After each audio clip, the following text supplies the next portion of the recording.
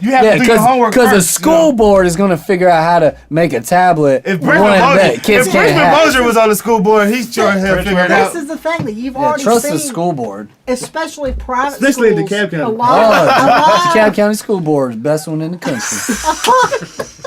A lot of, especially private schools and colleges, have already started to transition towards digital education. Because it's better. So they do, and I agree. It's shown to be effective because it keeps the kids' attention more. So, I mean, this isn't like a brand new idea we just came up with in the room right now. And that is completely it's my idea. It's been around for at least 3 years. How do you know the results of that study weren't confounded by the students' interest in porn on the tablet? Because that's not how they test it. Let's just ignore Brian, and I want to go back to something that Joy was saying during the break. He said something about how President Obama was fighting plutocracy. Oh, yes. I want to learn more about this. Yeah. Take off the mask. Take off the mask for this. All right. No. This is a perfect example of plutocracy getting in the way of economic growth. One of the things we need for economic growth right now is for more people to go to colleges and technical school. But it's harder and harder for people to do because they cannot afford it. And a part of the reason the federal government hasn't been giving more funding to help people go to college, as they are doing in other countries, is because the financial industry for a very long time has been loaning money out for student loans, earning the interest on that, plus earning the subsidies that the federal government was paying them. And then selling the loan to another provider, and then instead of owing one provider, you owe this provider too, and then they sell that off, so then instead of owing $25,000, you owe $72,000. Right, so banks Rolling Jubilee! Banks were making a killing. They didn't want to lose out on this money. Guess who else is making a killing? Hold on, I'm not done. So guess what President Obama did? He said, you know what, we're gonna his nutsack and wipe that issue out. Exactly. He ended that entire industry and said, you know what, in the future, it's always going to be that the government's going to be giving out the loans, the banks are not going to be a part of it, and that means that in the future, banks are not going to be there trying to get in the way and paying politicians to not fund our colleges. And I can bullshit alert. I'm calling Joey. So that means lower tuition costs. This means more people going to college. This is a good thing. On Joy's behalf, my mother just recently, she owes $72,000, and thanks to the student loan reform act of 2010, signed into law by President Barack Obama, she doesn't owe $72,000 anymore. She only owes $15,000. So that's basically the principal with a little bit of interest, and the rest of that was all interest. So how has her economic situation changed now? Well, actually, it helped her credit. Her credit score actually went up by 50 points because she doesn't owe. She has $50,000 worth. Credit score is not. That's huge. Credit score is good because it means you're going to get a lower interest rate in the future. But unless you're able to leverage your credit score to increase your net worth.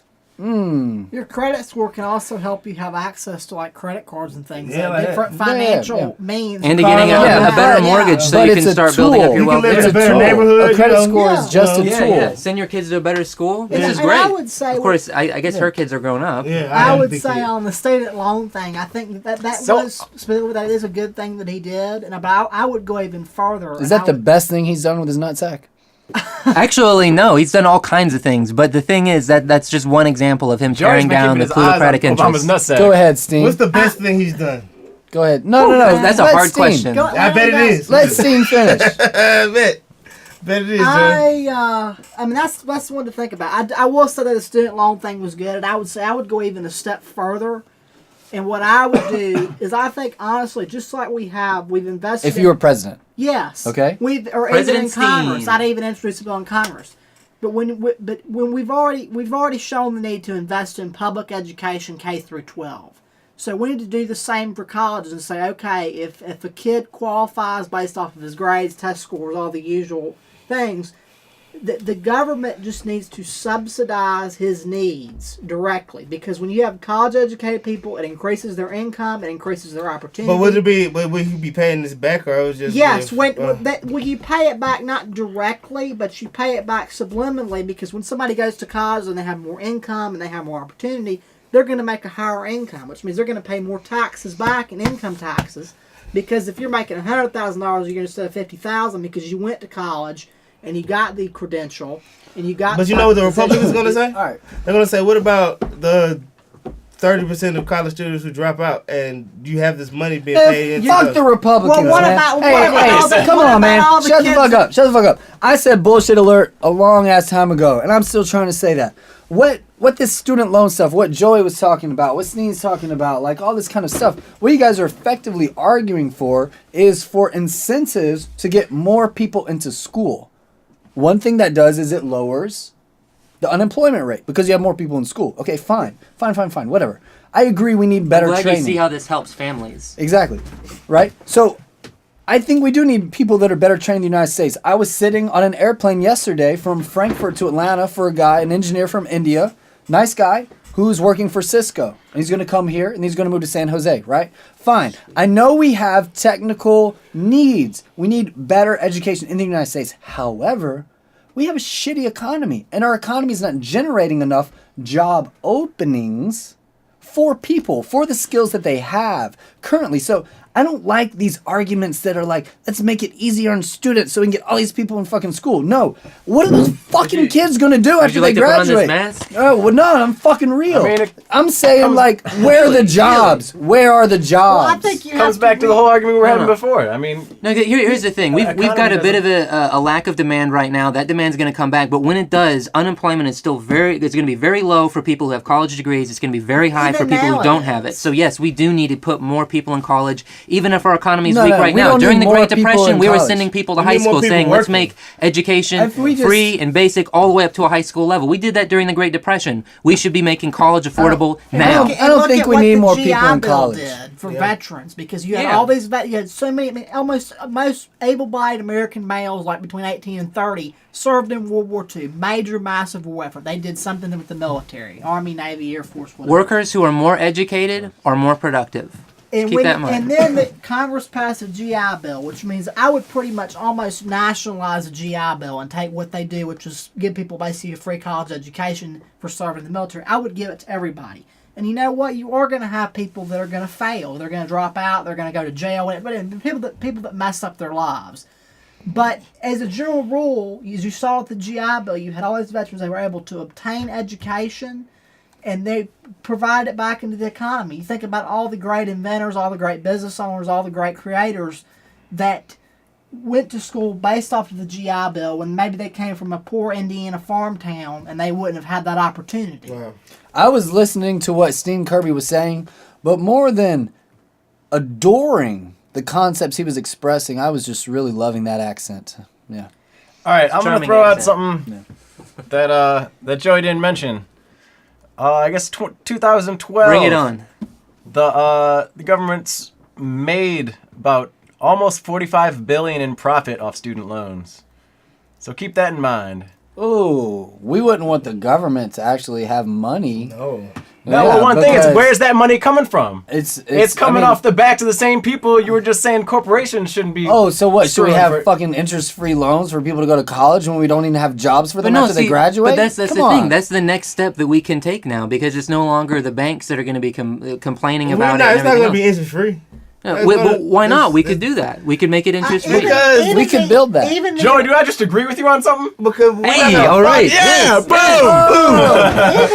Even the Elizabeth Warren bill that was in the Senate that got a few co-sponsors like Tom Harkin of Iowa and some others. For our listeners who don't know who Elizabeth Warren is, could you define that term? She's the senator from... Just go to google.com, type in her fucking name. She's just like a senator from Massachusetts who, before her career as a senator, she had a career as basically like a consumer advocate, pretty much. And a professor at Harvard. Advocate. Yes, of economics. Oh, Ivory Tower. Elite, political elite. Super Ivory Tower. Regardless of who she is, her bill was to tie the government student loans that students get now and in the future to the interest rate that we gave the major failing banks in 2008 when we had the... How many votes did that bill get? I'm not sure the total votes, but it was in the Senate. It was good political propaganda. Didn't pass, huh? It didn't pass, but it was in the Senate, and it had a lot of... I mean, like MoveOn.org and other groups were supportive of it. So those wacko liberals? Well, yes, it came from the left, but the point of it was, okay, if we're going to bail out these banks, that, you know... Why should we be comparing bank? Hey, give me that thing. What did students ever do for the economy? Why should we be comparing banks to students? I mean, they're completely like apples and oranges. This is the thing that people don't understand. It's very, very easy to look at the economy now and look right in the present and say, okay, here's who's hiring, here's who's not. But you have to remember the people in this generation now, in 20, 30, 40 years are going to be the managers, the owners, the inventors, the creators, the CEOs, whatever. You're obviously going to have people doing all sorts of jobs, but it takes somebody to create something. It took a band like Led Zeppelin to make music. Or it takes the government writing a bill and hiring people to clean the streets. That creates demand for jobs. Stimulus also does a lot for jobs, and we absolutely need to improve our infrastructure. We need an infrastructure bill, you're right. And that's absolutely critical. But what I'm saying is it takes creators to be able... I mean, think of some example like Led Zeppelin. But the These guys get together, they get in a band... They make great music. Consumers, the economy, they love the music. And we then need creators. I feel like the Gang of Eight is like the modern Led Zeppelin, you know? I agree. We need people like us who are creating something. We're creating something right now. And think about all they employ, because when you have Led Zeppelin, they have to get no money for this. No, but you they have to have people who all that money in Switzerland, you can't get us now.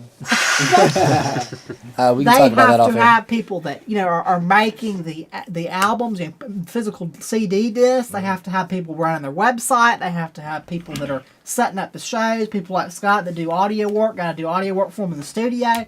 Those are all jobs. Where my tax breaks. But you know those people created something with interest. Joey has something to say, and I think it's about time for Joey to say something. And then who else wants to say something before we wrap up? Yeah, this is just absurd, because you got to keep like Led Zeppelin had to balance a budget, and the U.S. government's got to balance a budget, and we cannot afford to be giving student loans without interest when we've got to be paying for bank bailouts and for $100 billion plus to the mortgage industry every year to subsidize them, because we need to subsidize the banks. We need to subsidize the healthcare industry too. Bad economy by having like tax deductible. We can't afford both oil subsidies and subsidies to students. So that's the thing. When you bring up these things for students, it's just you got to balance the budget, Steen. Got to balance the budget. Simple math. We need to balance the budget amendment. You got your revenue. I'll tell you how to balance the budget. If you want to balance the budget, we need to cut military spending. We need to defund agencies like the DEA we were talking about previously. And we need to change the tax code to provide more revenue in a neutral way.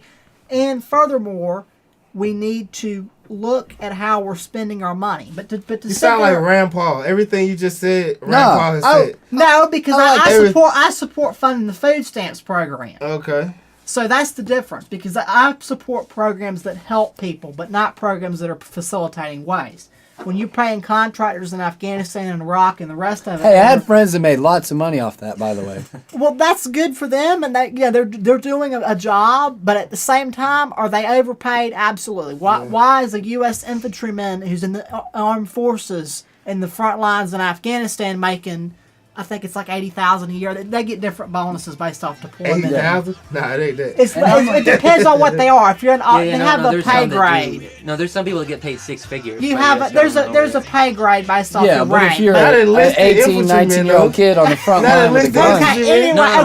Not Army. I'm talking about other contractors. Okay, all right. We're getting towards the end of Plutocracy Now. I'm just wondering if anybody wants to talk about some more current issues that have been in the news, that have been missed by the mainstream media. No, let's wrap this shit up in like 2 minutes, man. So, no, I do have a current issue. A lot of people are advocating, this is something Obama said he wanted to do. He hasn't done it. A lot of people are advocating we should create an independent watchdog agency to investigate congressional ethics violations. Unfortunately, Congress is against this. That will never happen. Really? Oh, shocker there. Yeah, so apparently how many of them admitted to being corrupt? We can afford to spend billions of dollars on the NSA's budget, but we cannot afford this, which would be like a couple $1 million. Well, Obama can't afford dignity and integrity, can we? Obama seems pretty comfortable spending billions on the NSA budget. Yeah. That's the thing. So we're going to spend billions to watch us, but not them. And then, with all this money, was Dianne Feinstein got on the Meet the Press this morning and said that all the money we're spending and we're still vulnerable. There are imminent threats. That's McCarthyism. It's creating fear, and if you look at Feinstein's campaign donors, there's a reason why she's doing it. Yeah. And I think we should end on that note. If you look at the donors, you know why they're doing it.